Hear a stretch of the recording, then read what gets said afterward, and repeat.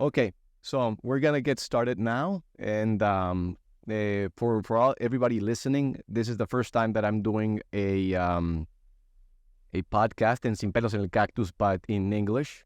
And today we have a colleague, a friend, somebody that basically got me started on all this stuff. And his book, he's the author of the Obesity Code, the Diabetes Code, the Guide to Intermittent Fasting.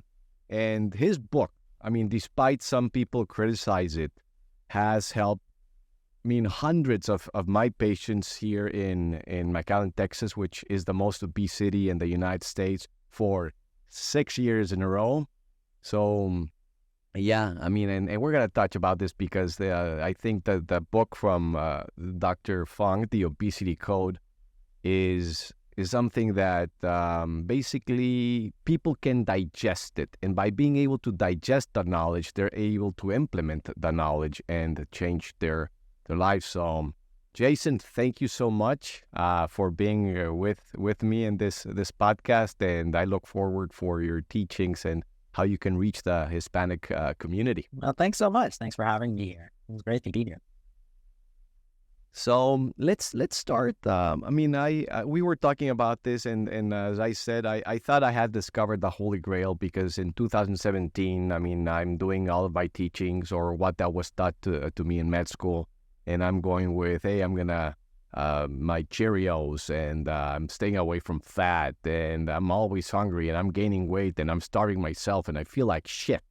And so I started exploring different things. One thing led to another, and that was low carb, and then low carb led to fasting, and then I thought I had created the Holy Grail. And then before I knew it, well, there's already a book published in 2016, I believe, with everything here, with you letting us know about this, you know. So how did you get started with this? Yeah, so it was, I think my journey was much the same as yours. So I'm a kidney specialist. I'm a nephrologist. So I treat a lot of type 2 diabetes, and it's been increasing over the years. And so after a while, around 2008, 2009, there was a couple of studies published, which was the Accord and the Advanced studies, which showed that just giving a lot of insulin to people to get their blood glucose down didn't actually make them any better, which was a shock, actually. It sounds, it sounds so obvious now.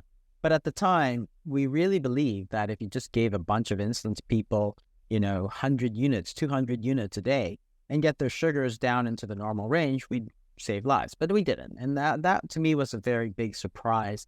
So I started to think about that and how that really came about. And what always interests me is the sort of the pathophysiology behind why these things don't work. And that was sort of what got me started. So then I got really interested. So if just giving a lot of pills and meds and insulin to diabetics was not going to help, then what was going to help? And that's where I started to think about diabetes really heavily, because obviously that's what I treat a lot of. And it eventually came to me that, hey, type 2 diabetes, if you have diabetic nephropathy, which is the patients that I was seeing, which is diabetic kidney disease, the solution actually is not to treat them. If you treat them at that point, you're really almost too late. If you have diabetes, which causes kidney disease, then the answer is to get rid of the diabetes. And mostly it's type 2 diabetes, which of course at the time was complete heresy, of course, because people were saying that type 2 diabetes is not reversible. It's a chronic and progressive disease. So you probably remember this. And I said, that's complete idiocy. There's no possible way that is true. Everybody and their mother knows that if you lose weight, your diabetes gets better or even goes away. Everybody knew that. And yet, all the doctors, all the diabetes associations were saying, no, it's a chronic and progressive disease. Just take your pills and eventually you'll go on dialysis. And to me, that wasn't good enough, right? It wasn't the answer. It was obviously a lie. And I did a video, I think it was 2013, 2014, something like that. I called it one of the big lies of type 2 diabetes, that it's chronic and progressive. It's like, no, this is a reversible disease. And that changes everything, because if it's a reversible disease, you shouldn't be trying to just medicate it. You should be trying to reverse it. As physicians, that's what we should have been trying to do, but we were not taught to do that. So that's where I became very interested in the question of weight loss, because again, we're trying to, take this back to the root cause. So you start with diabetic nephropathy. Then you say, well, you don't want to treat that. You want to get rid of, you want to treat the type 2 diabetes. Then you say, okay, well, if you want to treat the type 2 diabetes, then you got to lose weight. So how are you going to do that?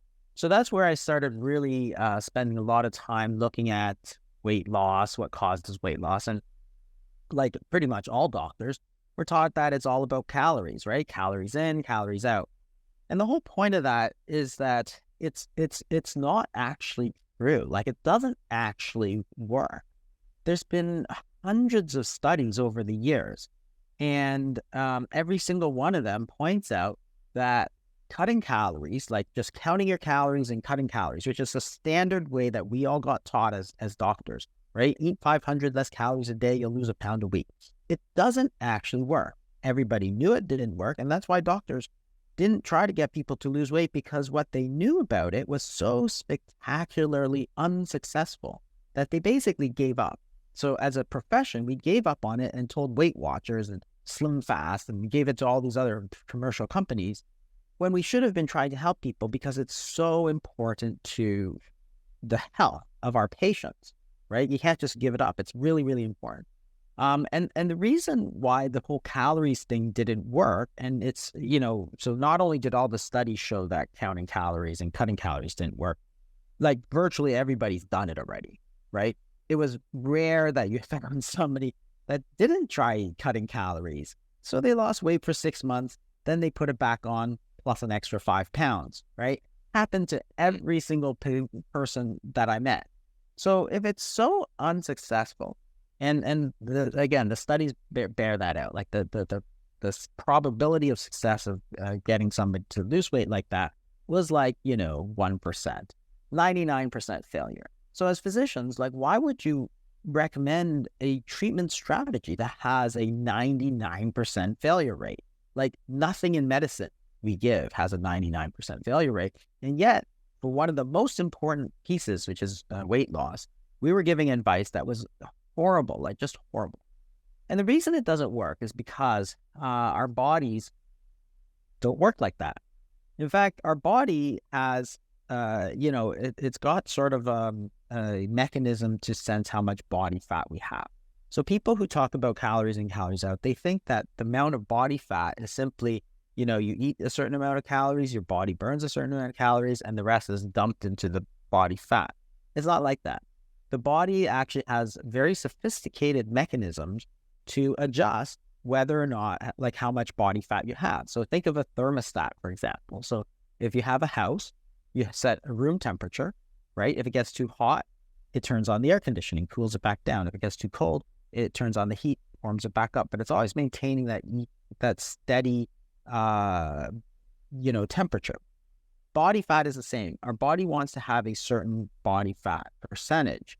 And if you eat more, your body will actually burn more calories. Okay, so they've done the studies. Rudy Leibel in 1995 published a very, very good study in the New England Journal of Medicine, which is probably the most important journal in medicine. And he showed that if you basically force feed people to gain weight, when they gain 10% extra body weight, their bodies burn 16% more calories per day. They're not burned off. So your body has set this weight.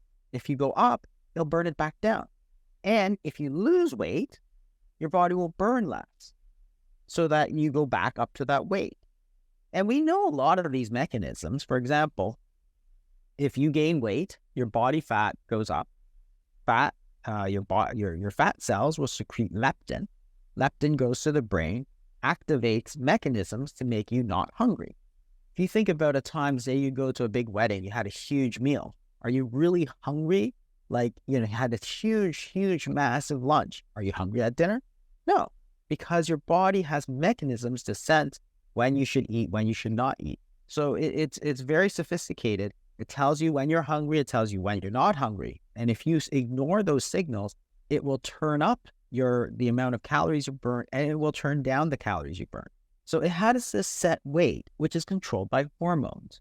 So the question is not, eat fewer calories, eat more calories, because if you go up, they'll go back down. If you go down, it'll go back up.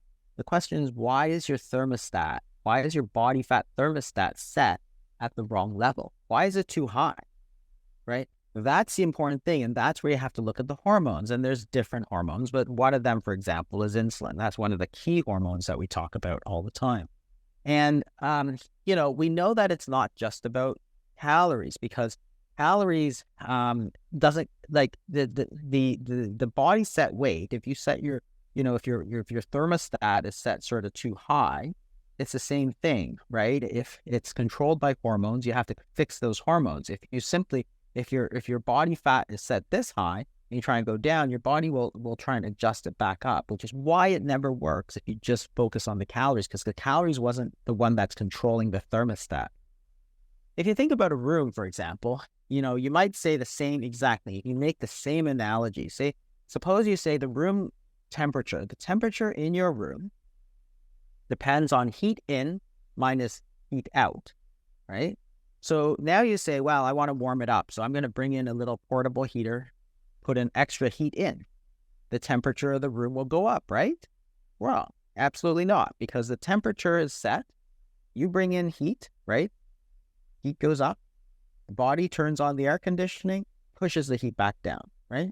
Same thing with calories. You try and force your body, your set weight is here, you force your calories down, it pushes it back up, right? So that existence of that thermostat means that you can't just focus in on the calories. You have to focus in on what that level is. And that level is always controlled by hormones, because hormones they run everything in our body. And I always talk about that there's other hormones that are important. For example, sex hormones, for example. So if you look at children before puberty, boys and girls are roughly the same in terms of body fat, right? After puberty, boys have a lot more muscle and girls have a lot more fat. They have about 50% more fat. And that's because their body is getting ready to have babies. Well, if you think about calories, you say, well, why are girls have 50% more fat? Is it because they have no willpower? Is it because they're having too many calories in and too few calories out? No, that had nothing to do with anything. Obviously, the amount of fat that you carry is set by your hormones. So not just insulin, but say testosterone adjusted the boys' bodies to carry more muscle and less fat. The girls' hormones with the estrogen and progesterone adjusted to carry more fat, especially in the hips and the waist. That's just normal. Had nothing to do with willpower, calories, exercise. None of that makes any difference.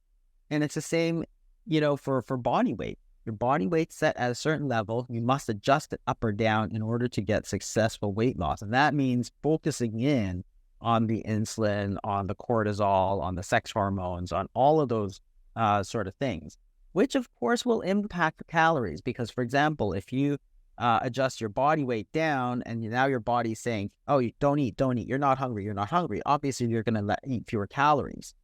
But it wasn't that you ate fewer calories, it was what was controlling you eating fewer calories, right? It's not the calories in, calories out, it's what's controlling the calories in, calories out, right? You're going that level. I think that's, let me interrupt you there, because I see some comments here, and part of the reason that I invited you here was to clarify to all these fucking haters, you might say that he doesn't know what he's talking about, but I guarantee you, when you start simplifying things like this, it might sound that he doesn't know, but I can tell you that the recommendations that he actually tells people to follow have had the greatest impact on my patients as a interventional cardiologist. And so what he's saying, he's putting in a dumb level for many of you guys to understand that don't understand shit like you, the dude that was commenting here. So let me put it this way. It's like we have it in the science. So if we have two twins and they're both 200 pounds, well, one is 180 and the other one was 250. But now we have the 250 pound guy and he goes down to 180. Well, staying at the 180 like the other guy, now this guy's going to be struggling. He became more efficient burning calories, and that is science. his ghrelin, appetite hormone, is going to go up. His leptin, his satiety hormone is going to go down. So now the dude, to actually be at the same rate that his twin was at 180 pounds, he actually has to work 20% more harder, either burn 20% calories more or eat 20% calories less in order to stay just like his twin. So what Jason is saying in a very simplistic manner is for you guys to understand it, dumb it down. And I'm quite pissed that he gets so much criticism. And that was one of the questions that I asked him. How do you deal with this bullshit? Because I'm very verbal. I mean, he's more collegial and he shuts the hell up. Me? Go fuck yourself. I mean, it's like, honestly, it's a bunch of bull to a bunch of people that he's helped. And I think, you know what? If you don't like his teachings, I honestly don't care. You can leave this place, you know. But the point here is, he also put it in another. We can go back to the Biggest Loser story. We have the participants who lost, I don't know how much weight, like 100 pounds, 150 pounds, but they were doing a hypocaloric diet. When they did a hypocaloric diet, their metabolism probably dropped another 40%. So now that they go back to reality, back to life, well, they're hungrier because their ghrelin went up, their leptin went down, and their metabolism went to the shithole. So now when they tell you, Doc, I'm eating less and I'm gaining weight, that's not bullshit. It's actually the truth. But what Jason here is saying is basically simplifying the concept that sometimes we as physicians, we need to simplify it so much for people to understand it that we're going to get criticism like I have by other colleagues. We just stop giving a shit, you know, because we know that we're helping patients. An important point that you mentioned about the insulin. Well, we think that insulin is great. When we start going back to studies from 1930s, 1940s, there's a very interesting study where they had a dog, which I don't think they would authorize some of those studies anymore at this point in time. But they were actually infusing insulin in one leg while they were infusing normal saline in the other. And what did they see? That in a couple of weeks, the leg that was getting the infusion of the insulin, those arteries started getting atherosclerosis. It started getting thicker. And there's different mechanisms in which insulin will actually make, or will create atherosclerosis. It will increase the smooth muscle by their growth factors. So it's extremely interesting. We're not saying that insulin is the only hormone. We're saying that this is a symphony of multiple hormones that are actually leading to obesity and the struggle of. Actually, Jason, I'm an interventional cardiologist, but after reading all this stuff and being fascinated by this stuff, I also went and I certified myself with the American Board of Obesity Medicine. And of course, you have to digest a lot of bullshit that you don't believe in. It's like me studying for the boards again. It's like when you start reading the shit that you have to read and you have to implement on the patients, you might not agree with it. It's the pain in the ass. But, the thing is, the definition of insanity is trying the same thing, expecting a different result. And I think you got to the point in which you're a nephrologist, your complication was chronic kidney disease, stage 1, stage 2, stage 3, you see them advance, and boom, end-stage renal disease, now they're in hemodialysis. Me? Well, we start with atherosclerosis, CAD, stable angina, unstable angina, and boom, you have a heart attack. And we start seeing heart attacks in people with 35. So I see people with end-stage renal disease in their 30s. It's like, what the hell? That takes a lot of effort to screw yourself up to get to that point. So, and the point is that the point about insulin is very good, because if you think about it, like if you think about causes of obesity, because if you say, why am I obese, right? What caused it, right? If you're looking for causes, everybody tries to complicate things, but it's very simple, right? If you want to say X causes obesity, simple. You increase X, do you get obese? Yes or no?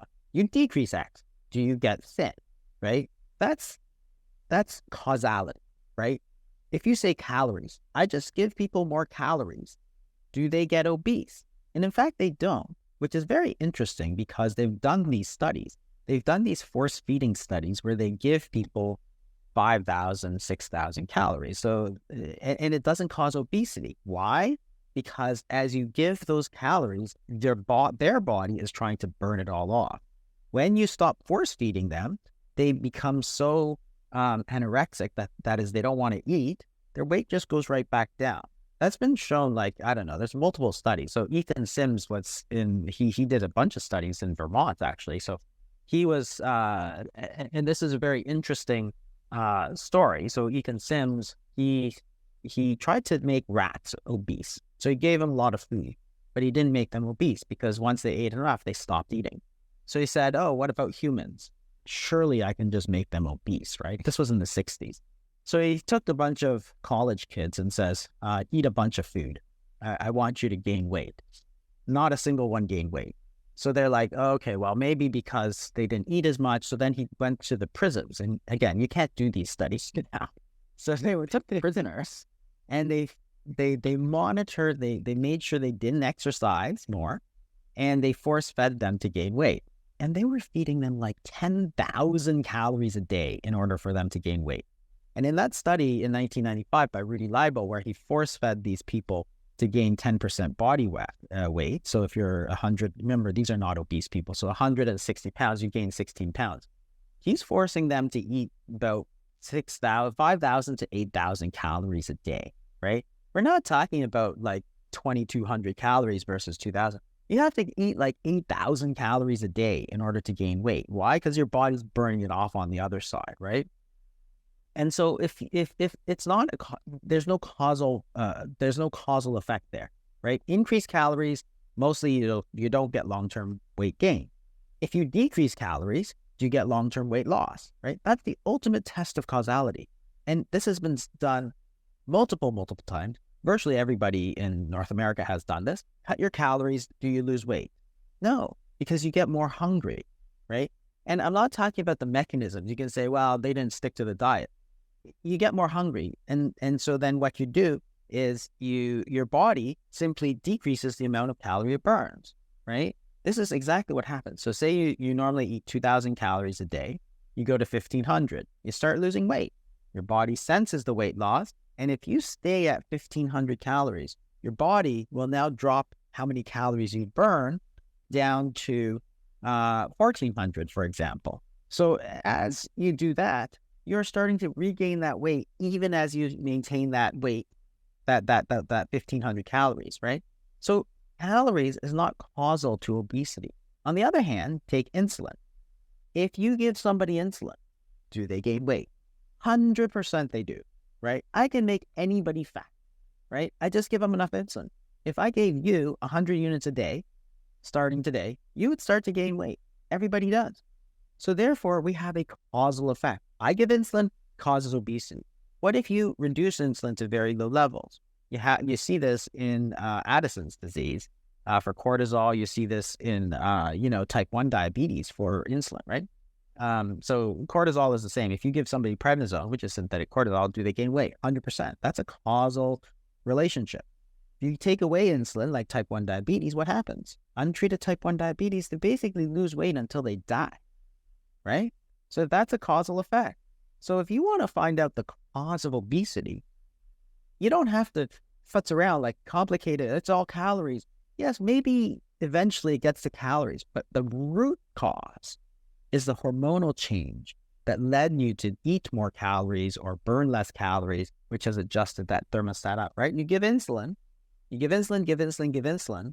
It adjusts your body weight up and you gain fat because you just told your body to gain more fat. There was a great study. You know what? Something I think that the people would actually, with your concept, this goes basically with the Kraft curves.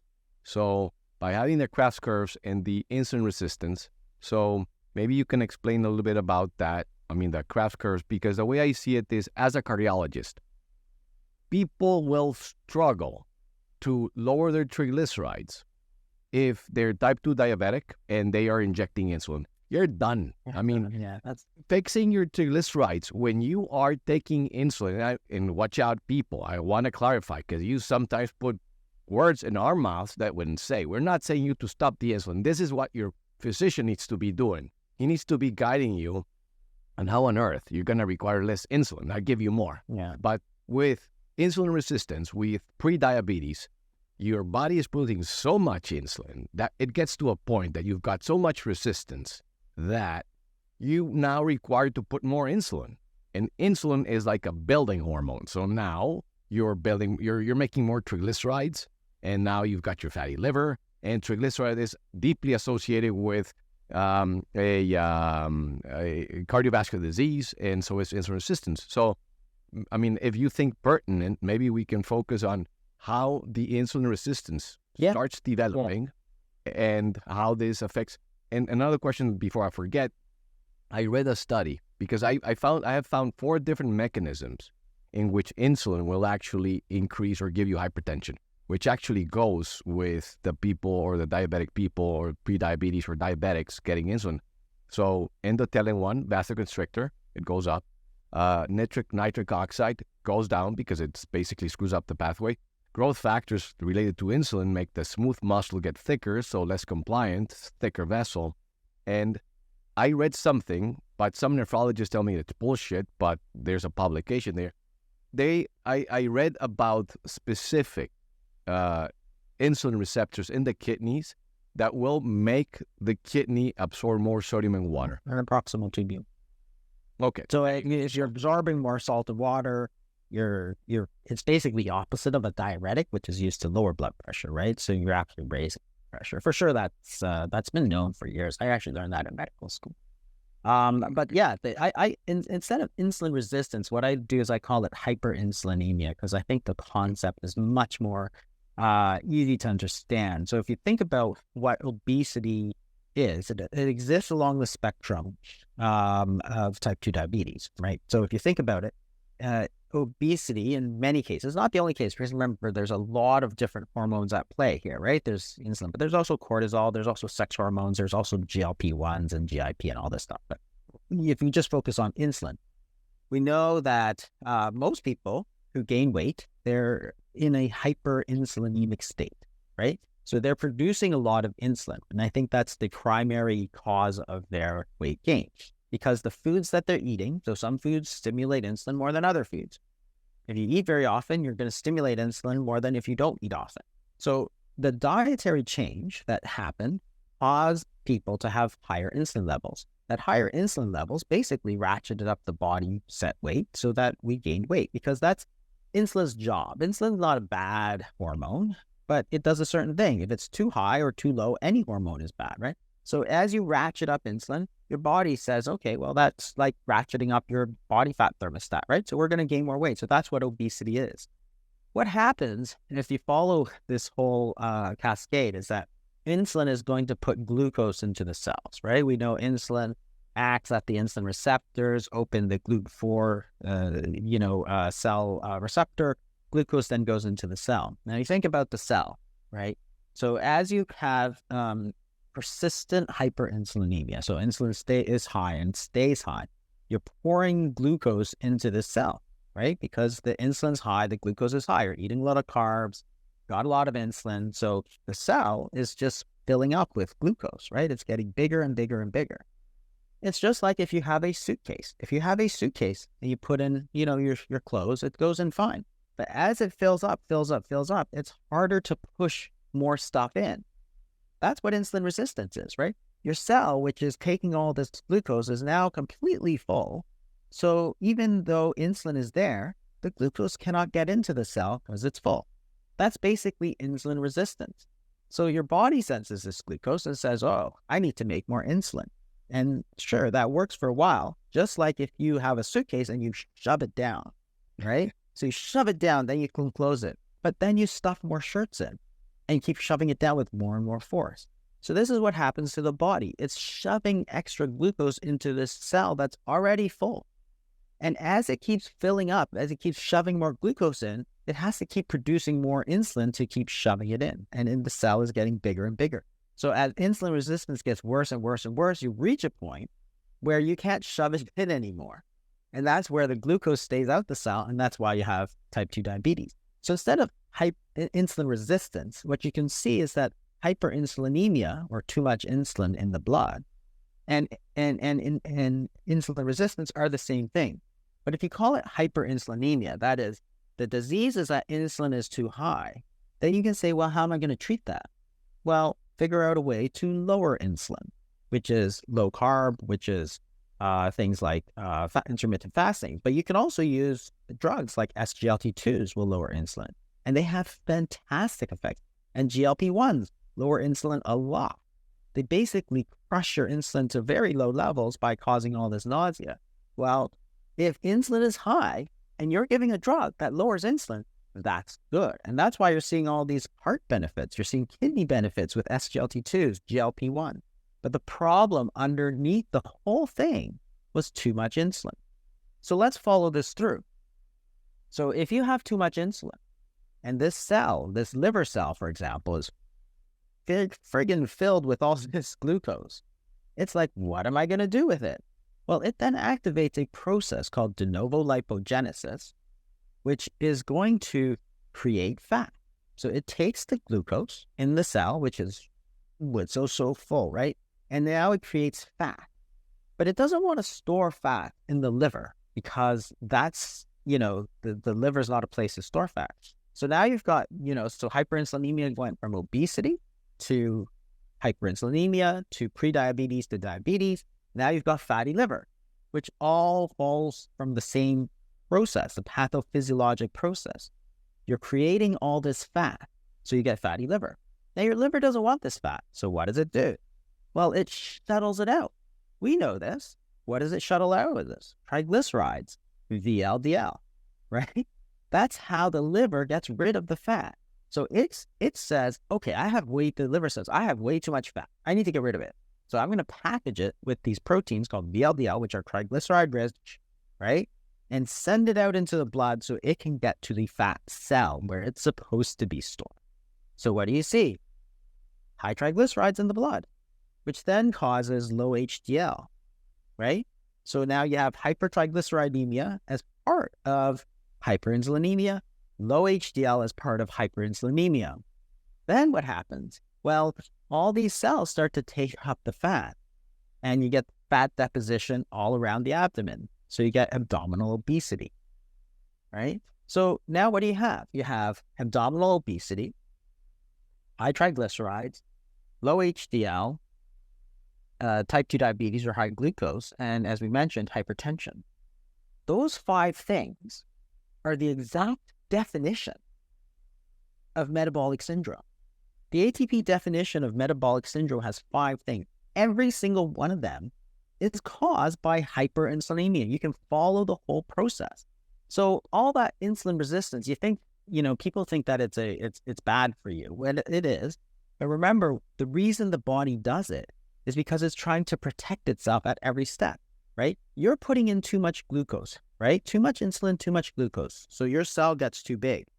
Eventually your cell says, I can't take anymore. I need to stop it, right? That's why you're developing the insulin resistance, because the cell is trying to protect itself, right? Then the body says, I don't like the glucose in the blood, so it makes more insulin. Then you get fatty liver, right? Because the body's like, I have too much glucose, let me make some fat. Now the liver tries to protect itself by shuttling all this fat into the triglycerides, which is why you get the high triglycerides, low HDL. And the other problem is that hyperinsulinemia is going to cause atherosclerosis, right? We know this. 100% we know this. There's multiple mechanisms that shows that how insulin causes all this scarring and the thickening and all this stuff. So people say it's all about LDL cholesterol. Like if you compare the effect of metabolic syndrome versus high LDL, they're nowhere close to each other. Like the metabolic syndrome is like at least 5 times as bad as the LDL. Like if you look at the how much risk each one is, like diabetes as a risk factor versus high LDL, they're not even close. Like metabolic syndrome is like way worse for you.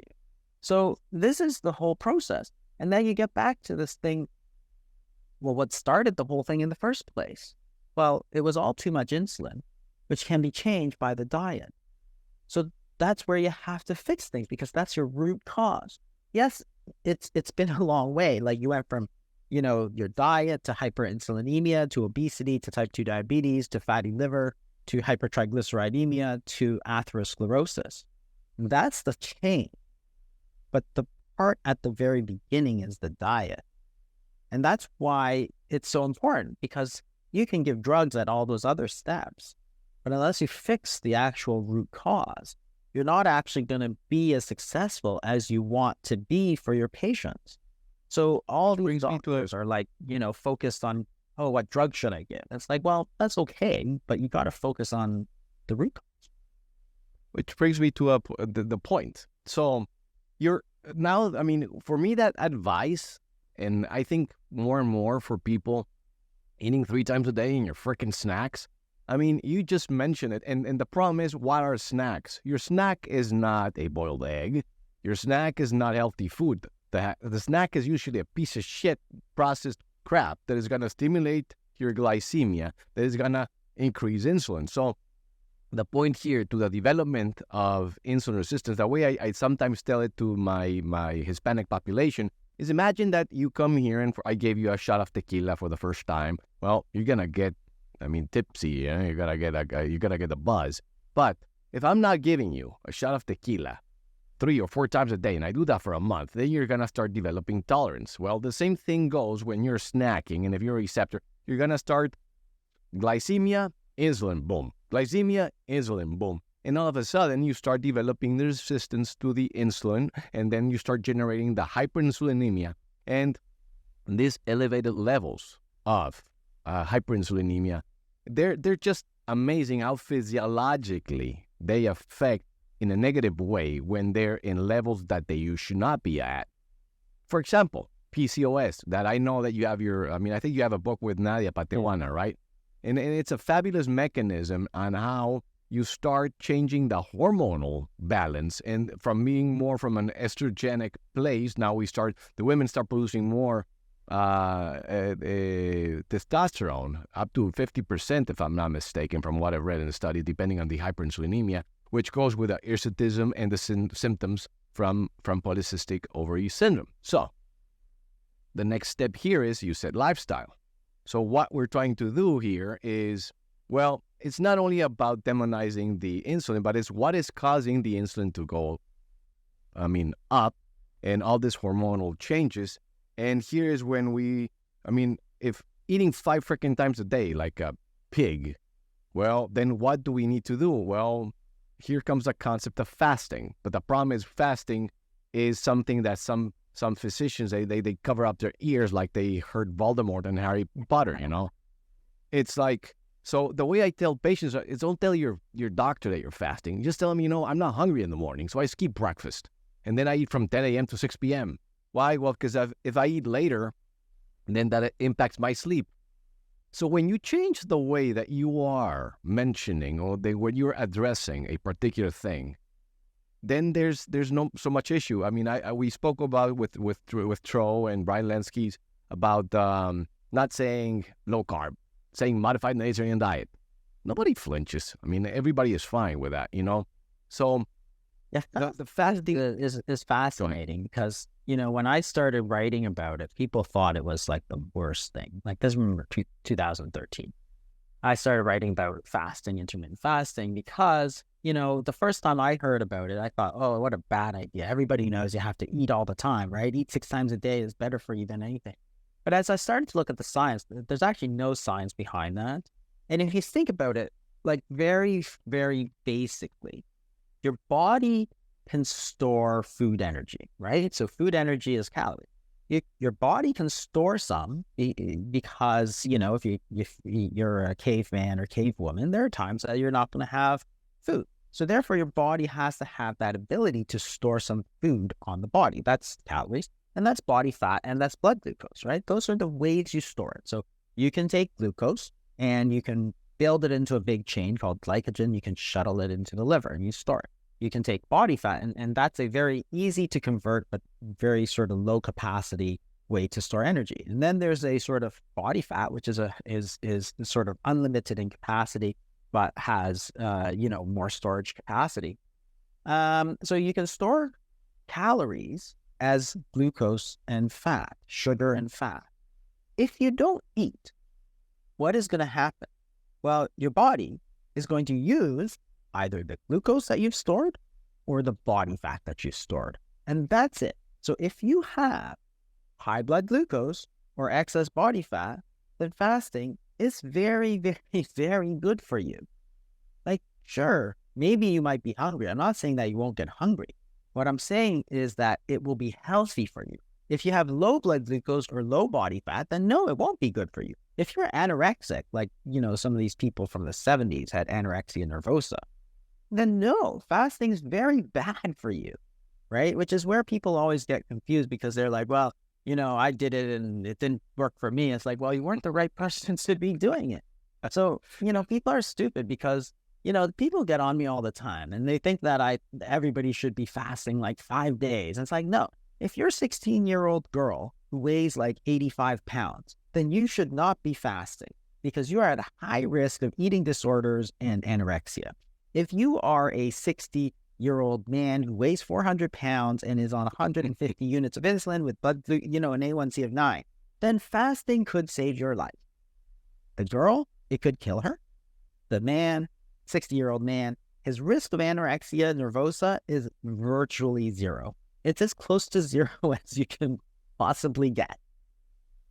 He needs to fast. The other person doesn't. So fasting is just a tool. It has nothing, it doesn't say anything about, it's the skill in which you use that tool. So for the people that I treat, which are generally adults, generally older, generally type 2 diabetes, and generally overweight, then it's a very, very good tool. But what happens, of course, is that people who are like, athletes or they're, these bro science people, they're like, 4% body fat and like, I'm fasting for longevity. And it's like, it was terrible. Yes, it was terrible because you didn't know that you're not the one to do it. Maybe you need more protein because you're working out all the time. No, you shouldn't be fasting. But they don't actually talk to me. They just sort of say, oh, well, it's really bad. It's like, sure, it couldn't be bad for you. It doesn't mean that the 400-pound man with 60% body fat shouldn't be fasting. A totally different situation. So you got to think, okay, well, why is your body carrying body fat? Well, it's a source of energy. So let your body use it. There's nothing wrong with it. It's entirely physiologic. So, it's not that complicated. People make things so complicated. You must eat 3 times a day. You must eat this percent, this many grams of protein and this many carbs and this. It's not that complicated. If you have body fat, you can fast. If you have too much blood glucose, you can fast because your body has a source of energy right there. And if your body burns some of that glucose, it's going to be very good for you. And maybe we can take you off all these medications and reverse your type 2 diabetes, which is massively important for your health. Like, you cannot underscore how important reversing that. Like, diabetes is like the most important risk factor for heart disease, for strokes, for cancer, all these super bad things. I don't even think there's anything worse, right? For diabetes, they used to call it a heart attack equivalent, right? Because it raised your risk of heart attack so much, it's like having a heart attack already. It was a massive risk factor for all the things we mentioned before. So reversing it is massively important. And if your insulin's too high, how are you going to lower it? Well, fasting is one way. Low carb is one way. Yeah, definitely. And this is fascinating because if in the past, if by following my Cheerios because they're approved by the American Heart Association and drops cholesterol, give me a freaking break. I've been trying to, and throughout my career, doing my best effort. Have you ever told me that I would be somebody, which I like to say, putting the diabetes in remission, because I just hate to deal with the bullshit of, oh, you're not reverting disease, that's wrong. Yeah, shut the hell up. So let's call it remission and go ahead, be happy. So, by reverting or putting it in remission, the point here is that I would have never thought, as an interventional cardiologist, that I would be able to start decreasing insulin, stopping insulin, and getting even to a point in which I have been successful in stopping diabetic medications. I'm not saying that I can do an endocrinologist's job. I'm just saying that I have been able to, but I do assist my work with a multidisciplinary team, with endocrinologists, with dietitians, who we are all in the same page. Triglycerides is an example. Seeing triglycerides of 700, 800, it made you shit your pants. You go with fenofibrate, you go with Visipa, You try to decrease, but if you're taking just the tablets, but you did not make a modification to your lifestyle, which is going to make you burn more triglycerides, that shit is pretty much useless. I mean, it's going to be a couple of numbers, but you can drop it from 800 to 100. I mean, when I started seeing these things, I'm like, what the hell did I miss throughout my med school, throughout my training? Because I think you said it. We just throw the towel. I mean, we do not believe that we can actually create that impact on patients. But once you see that you can, that's the true definition of being a physician. It's not just treating the complication. For me as an interventional cardiologist, it was not satisfying. It was a pain in the ass, just me treating for a PCI or a STEMI or something. Just the same way that I'm going to treat you for end-stage renal disease with a hemodialysis. No, we want to avoid that from happening, or we want to delay it from happening if you're already in advanced stage. And by doing these changes, that is where we see this, and that is the things that I wanted to mention. Yeah. Which, by the way, the thing is that the whole the actual ideas are actually extremely simple. Like I always say, they're always easy enough for doctors to understand them, because you didn't miss anything during medical school. I didn't miss anything in medical school. Nobody told us. In fact, if somebody told us different, we would have laughed at it. But think about this for a second in terms of, say, a low-carb diet. Okay, so here's the thing. If you're a type 2 diabetic, we know that your blood glucose is very high, right? That's how the diagnosis is made. Your A1C is high, your blood glucose is high. If you think about carb, what are carbs? They're glucose. That's just what they are. You eat bread, you eat rice, you eat potatoes, it's glucose. So chains of glucose, they're called polysaccharides because they're chains of glucose. Starches are polysaccharides, and they're arranged in, amylopectin and amylose. But either way, they're chains of glucose. When you eat them, your blood glucose goes up because you're eating glucose, your blood glucose goes up, okay? If you eat protein and fat, which is amino acids and triglycerides, your blood glucose doesn't go up because you didn't eat glucose, right? So we know this. This is not new. You can see this in the glycemic index. If you eat bread, your blood glucose goes up. If you eat an egg, your blood glucose doesn't go up. So here's the thing that's so, I don't even understand why it's not obvious. If some foods, carbs, raise your blood glucose, and some foods don't raise your blood glucose, protein and fat, and your blood glucose is too high, why wouldn't you just cut out the food that raise your blood glucose? Isn't that bloody obvious? Doesn't even a third grader with no medical knowledge be able to figure that out? You could figure it out from the glycemic index. You could take a whole glycemic index and say, here's the foods that raise blood glucose. Here's the foods that don't raise blood glucose. So the minute you add the no-carb foods, it's all zero, right? So the glycemic index actually doesn't apply to non-carbohydrate containing foods, because if you don't have carbs, it's practically all zero. So you could take a list of the glycemic index. These foods raise your blood glucose. These foods don't raise your blood glucose. You ask a third grader, well, if my blood glucose is too high, what should I eat? And he'll point to those foods that don't raise your blood glucose. Well, why is it more complicated than that? It's not. It's not actually that complicated. So why do we make it complicated? We make it complicated we bend ourselves into all kinds of contortions to try and explain why you should eat a lot of carbs, right? 50% carbs. That was the recommendation for ages, right?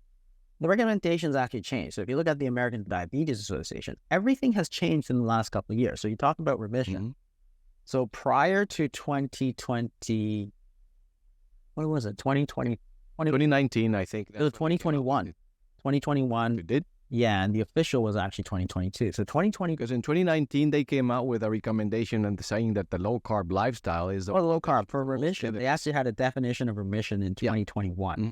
So before that, people were saying, you can't put it into remission. Now you can, because the ADA has basically said this is the definition of remission. So therefore, it is attainable. So therefore, people who say you can't put it into remission are completely wrong as of 2021, because obviously the establishment has changed. The guidelines, if you look at the nutrition guidelines from the ADA, they say low carb has the most scientific evidence of all diets. So cutting out your carbs is not some fringe position. It's actually what the experts have gotten together in a big meeting. These are consensus guidelines, and said the diet that has the most scientific evidence for treatment of type 2 diabetes is one that is very low in carbohydrates. So it's like sometimes you get out there and people attack you all over the place. And it's like, well, why don't you just read the ADA guideline? Yeah. Like, because they're stuck in the, 2010s or a lot of people in the 1990s with their low fat and all this stuff, right? And they're trying to attack you because they're like, well, cutting carbs no good, low carbs no good. You can't put it into remission. It's like, maybe you should be a little bit more up to date, because it totally can be put into remission, and cutting carbs is the best way that we know how. For me, it's mind-boggling that statement, because it comes with everything that it impacts, the low-carb lifestyle, how it trumps the low-fat and blah, blah, blah. I mean, that is there in 2019 in that consensus PDF, but still people don't read it, because I think if they actually saw it, and I've made posts about it, but if they read, if they digest what that is saying, then saying low carb is not that controversial. But the problem is that people, when they say low carb, they associate it with just keto, and they associate keto with dirty keto, which is a piece of crap.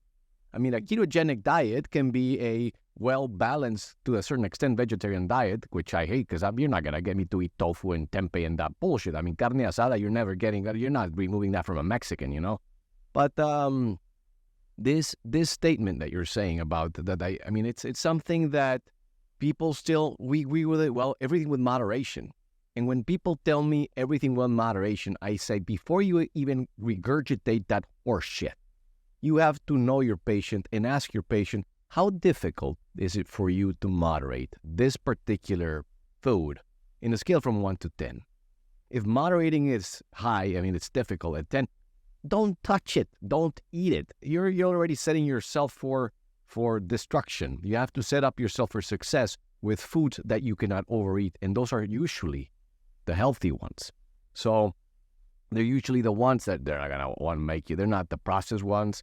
And we're not demonizing carbs. Vegetables are carbs. We're just saying we don't want you to go with the processed shit, Yeah, the whole thing is that carbs are not the actual problem. It's the insulin, right?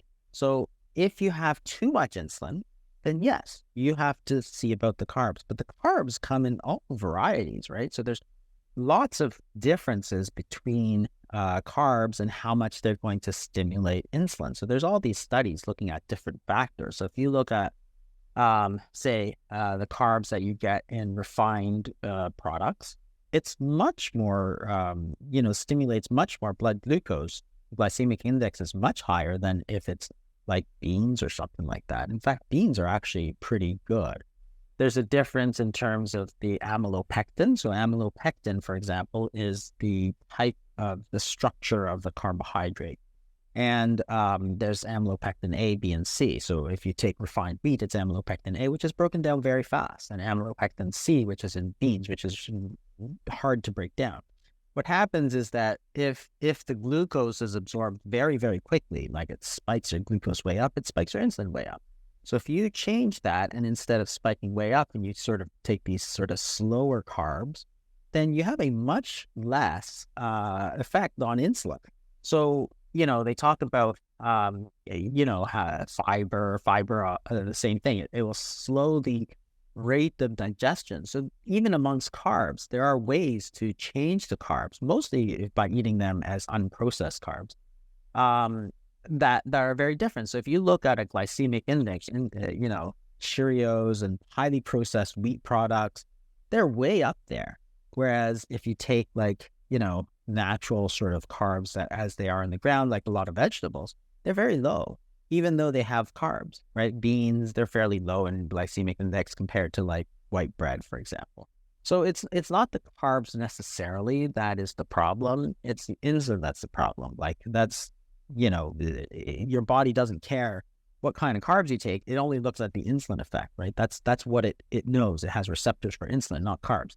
So that's the whole thing, is that you can still adjust it Same thing with, you look at in China, for example, in the 1980s, they're eating like white rice and vegetables all day long, right? 300 grams of carbs a day, no obesity whatsoever. Well, why? Well, they're not eating all the time, and they're not eating any sugar, right? So if you're not eating all the time, you're not eating sugar, then the effect is going to be less, because one way to modulate how much insulin you have is to eat less frequently. So they're just not eating all the time. The other thing is, of course, we eat for different reasons. So if you eat something all the time and you don't like it, then you're not going to eat for enjoyment, because you won't enjoy it. So remember in the 80s, so China in the 1980s was a very poor place, right? People making $1 a day sort of thing.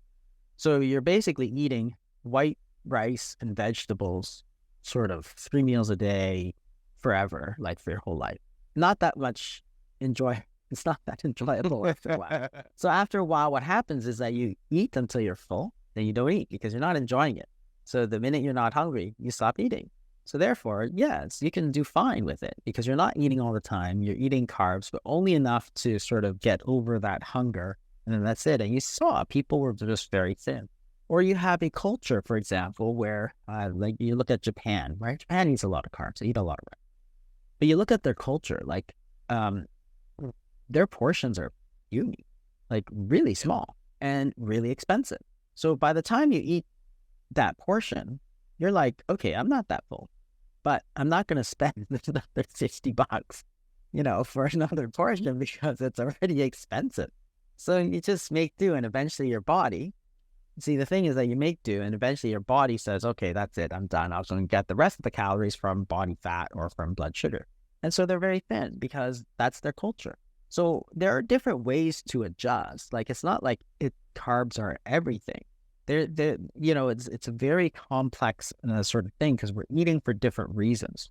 On the flip side, you have food addictions, which is a sort of increasing topic of increasing interest in ultra-processed foods, particularly. So people who eat or emotional eaters. So if people are eating for emotional reasons, that is, if they're a little bit depressed, say, we know that eating highly refined carbohydrates can light up your reward systems like dopamine. So if you're a little depressed, you might comfort yourself, comfort food, by eating highly refined carbohydrates. So if you're eating for emotional reasons and not for hunger, then you can't just say eat less, eat fewer calories, because the reason they're eating calories is because they're addicted or they're emotional eaters, and you got to fix that. Right, fix the addiction or fix the depression, as opposed to just eat less. Right, but that's what I mean. You got to get to that deeper level of understanding.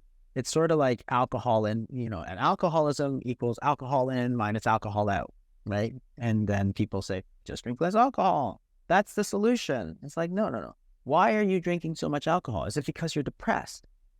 Then you need to do counseling. That will take care of your depression, which will lead you to drink less alcohol. And people will say, oh, see, it's all about the alcohol, right? No. Got to get to the root cause, the deeper understanding of why you're drinking alcohol. Same thing with the calories. Got to get to that deeper understanding of what is it that's driving you to eat those calories, right? Is it hunger, right?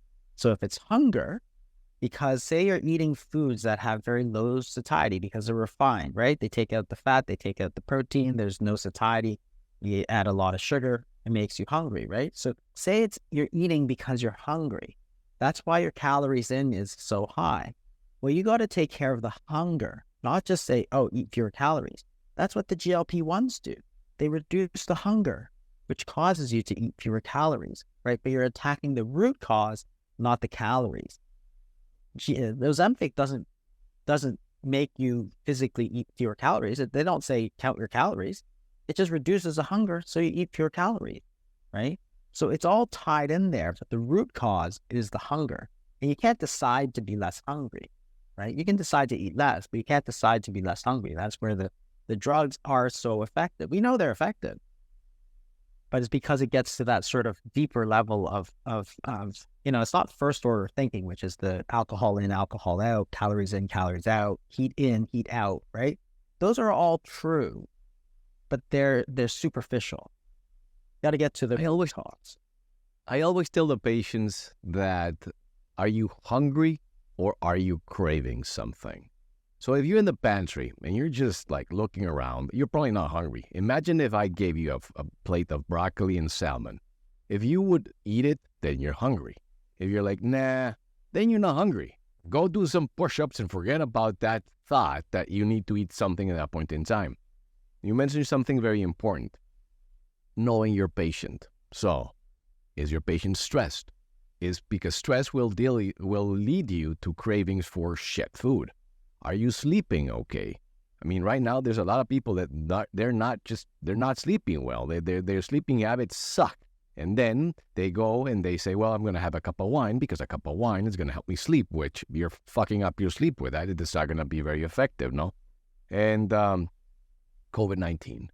The pandemia, I mean, I see constantly in my clinic people in their 20s with anxiety, depression, and now this anxiety and depression is manifesting itself with cravings for the processed junk, which go with the point that you were mentioning about the dopamine and all this thing. So knowing the patient is key because you just mentioned, so, well, what's going on? It's not about me giving a medication or restricting. Why are you eating more carbs? Why are you craving this more shit? Well, maybe because you're not sleeping well, or it's because of this. So that is an amazing. That's the thing that, so we were all taught, you and I, we're all taught in medical school. That's just tell them to eat 500 calories fewer a day. That's why it didn't work, because we didn't understand that it's about why they're eating the calories that they're eating, right? If sleep is the problem, fix the sleep. Don't just eat fewer calories, right? If you're on night shift all the time, well, then you have to do something about that, about the sleep, about the circadian rhythm. Same thing with COVID-19. If the problem is that you're a bit depressed, and we saw this a lot. So COVID-19, everybody's locked down. Well, all of a sudden, you're not getting the things that make you happy. Hanging out with friends, playing ball, doing this. So then you went and got your reward, right? Dopamine from something else. And the only thing was food. So it was sort of a disaster for weight gain and diabetes and stuff, because the only thing you could do is eat.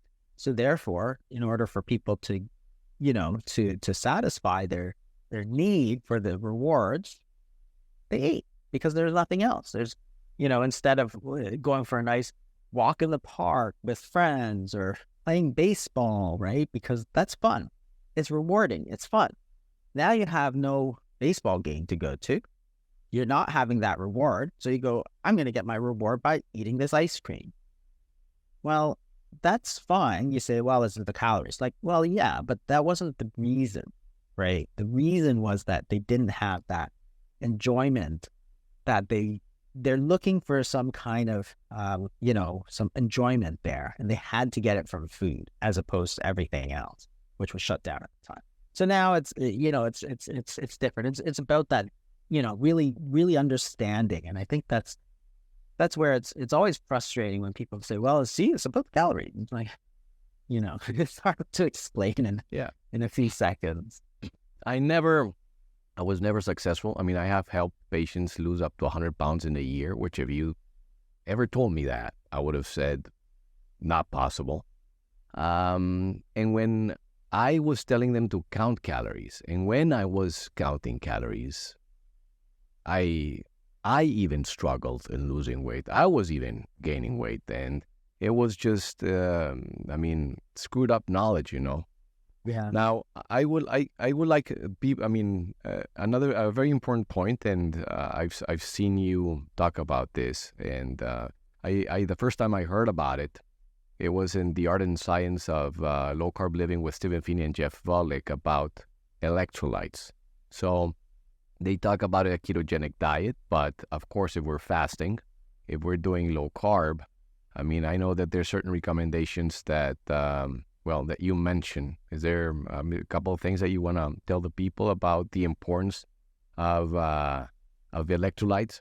For example, sodium, and it's let's look at it like the evil guy, and which brings me to a very important point with you, because salt is not just sodium. Salt is sodium chloride. So 6 grams of salt can actually be your 2.4 grams of sodium, then the rest is chloride, So how do you tell people, or is there a particular dosage that you recommend of sodium, potassium, magnesium, or what do you go with? So those are the main electrolytes that we worry about, actually. So sodium, potassium, and magnesium. So those three are, so magnesium is different because a lot of us are now magnesium deficient for different reasons. I talk about it in one of my YouTube videos about why we're so magnesium deficient now. It has to do with sort of industrial scale farming.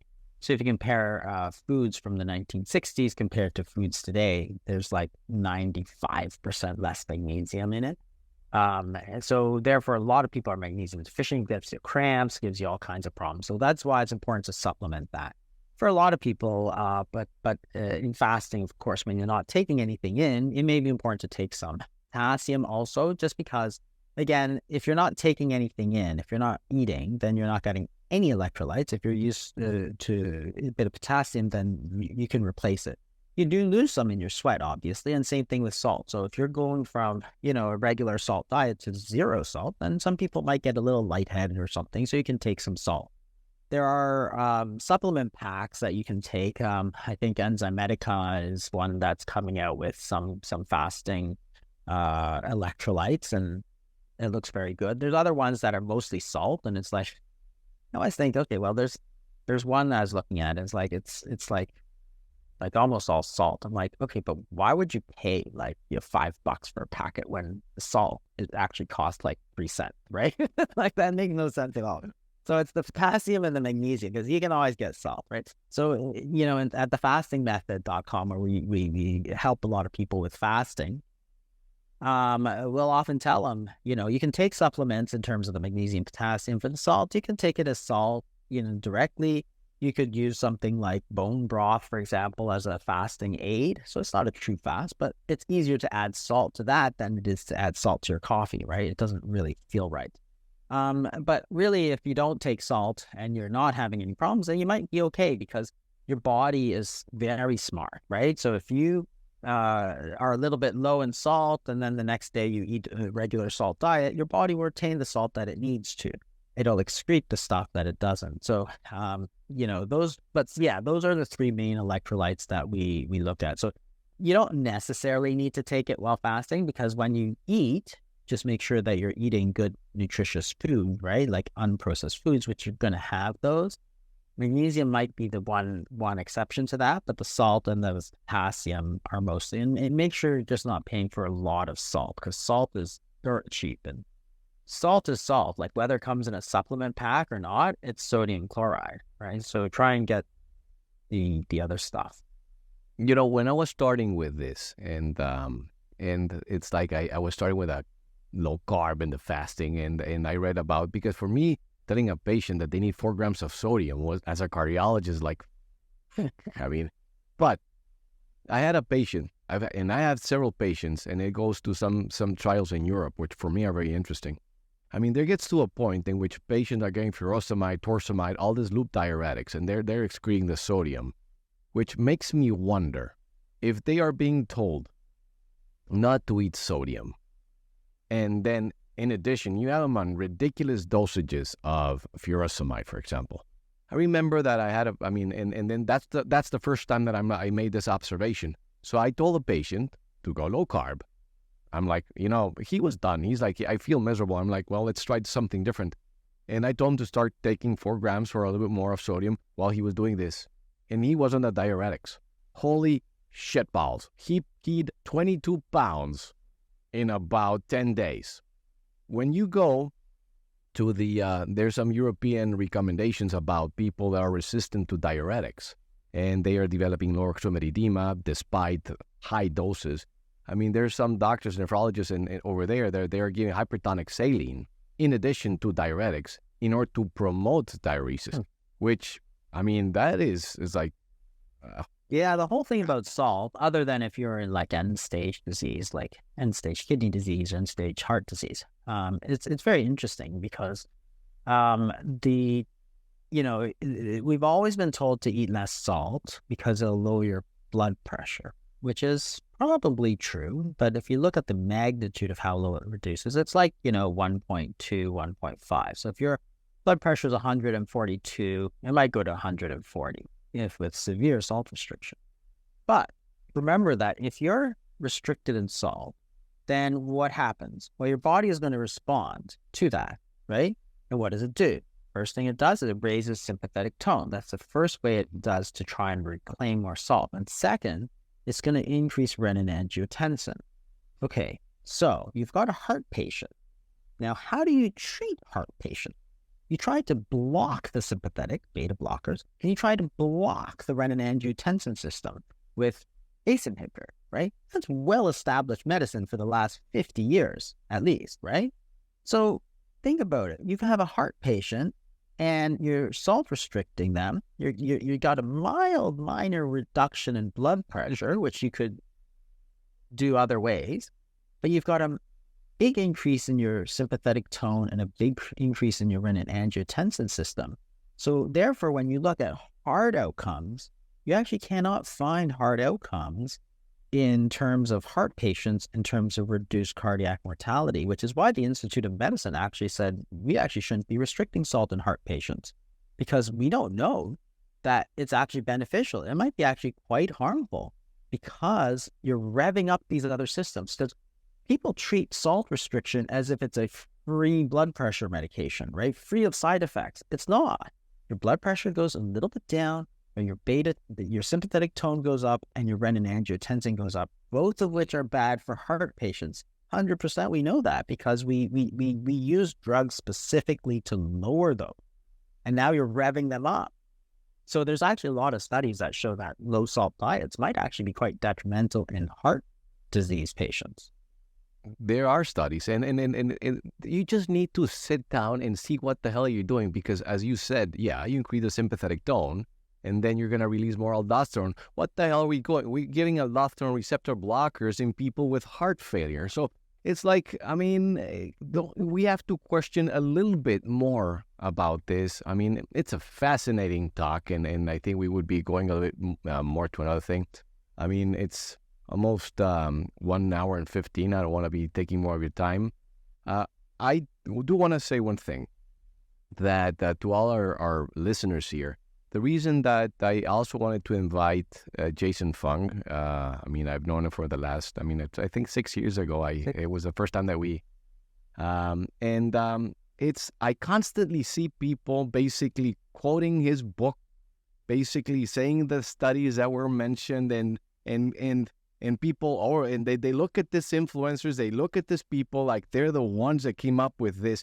And honestly, I think that, we've got Atkins, and we've got, stories from the 1800s and stuff. But I think the first one that at least I know that basically put together a low-carb diet with fasting, mimicking the effects of a ketogenic diet, came from you. So I wanted the people that are here in social media to know that. If you speak English, great. I mean, he's got the books. I mean, I doubt that you don't know Jason, but it's the Obesity Code, the Diabetes Code, and the Guide to Fasting. And any place, I'm not sure if you are, I don't think you're in TikTok, are you? Where can they find you? But mostly you can find me. So the books, and they're all available in Spanish language. And also YouTube I have a lot of YouTube videos. Just look under Jason Fung. There's more than 100 videos, I think. And so YouTube is great because it's all free. You can watch it whenever you want. And there's all the different topics on fasting, all the different topics about the science and so on. There's some longer videos even. There's like hour-long lectures that are actually very high level. They're actually given to specialist physicians. So I tape some of them and put them online about diabetes, about some of what we talked about. So there's basic stuff like 10-minute videos on, fasting, different topics of fasting tips and stuff, different types of fast, beginning fasting, what to expect when you start fasting, that kind of thing, all the way up to stuff that your specialist physician wouldn't even know, because these were, for the Obesity Medicine Association talks and stuff. where I was a keynote speaker. So it's all there on YouTube. You can also follow me on Twitter at Dr. Jason Fung. And thefastingmethod.com is our program where we provide sort of, fasting is fine if you want to do it, but it's not always easy to stick with. It's not always fun. So having community, having an expert, having a coach might be very useful because, people have all kinds of coaches, like personal trainers, they have life coaches, they have business coaches. Why? Because it's useful to have somebody there helping you. So that's what we provide at thefastingmethod.com. And I don't know, motivation. You've seen so many patients, you've got your groups in which you help people, you have patients that lose the weight. Any motivator, keywords I can tell them to, get some hope? Because I think a lot of people, at least here in McAllen, as I said, the most obesity in the United States. People, I think, would appreciate the words from you for hope. Yeah, I think that what you have to understand about fasting particularly, because, I wasn't the first to talk about low carb, but fasting really, I was probably one of the very early ones, especially in the medical profession, to talk about it, that it's okay. But fasting is, it's free, right? So you don't need anything to do it. You can get all the information from YouTube for free, from this podcast for free. But the other thing is that people can do it because, people always think, I can't do it. Well, people have been doing it for thousands of years. You look back at all the major religions, there are periods of fasting. People got through it. Was it fun? No, I'm not saying that it's fun, but you can do it because your health can really improve, or you could reverse your type 2 diabetes, and maybe you could save a lot of money because you don't have to buy all the medicines, right? So there's different things. And sure, it's not as fun as eating, pizza and French fries, right? But on the other hand, if you choose, this is something that's available to everybody. You don't need any special equipment. You don't need any special clinics. You can do it yourself, and it's completely free. You can do it if you want, do it not if you want. You can get yourself into groups and say, we're going to form a fasting group and, with some friends, and do it for free because you can help each other, right? That's the secret of how people did this in the past. They did it with their church. They did it with their community. On this day, we're all going to fast, right? Then guess what? It's not fun. It's still not fun, but it's easy to do because everybody's doing it. And it still doesn't cost you a penny. It doesn't put any, I don't need to take your money. The drug company doesn't need your money. You keep your own money, right? But you're going to get healthier and you can do it. It just means getting the right information and organizing yourself. There are online groups too. We have a Facebook group that at the Fasting Method, which is free, and people talk to each other on it. Nothing beats in person. I think that's the other lesson of COVID. So if you do have friends, families, you do it together. It's a very, very powerful medicine that you can use for obesity, for type 2 diabetes, and it's there. It's there in the palm of your hand. Now you just have to figure out how you're going to make it work. And oftentimes that means getting together with other people. Yeah. I definitely, it starts by you knowing that you are the one that needs to make the change. You have to, people need to be motivated. You have to, first of all, say, I want to change, because if the patient doesn't want to change, getting them to do something is going to be impossible. Right. And understanding about the pillars that can improve and can make you feel healthier: good sleep, exercising, what you're eating, are you meditating, are you relaxing, are you stressed, are you sleeping well? All those things, they're a web of variables associated with everything that we're speaking here. And as I said, once again, Jason has this ability to simplify the concepts, digest them, and give them to you.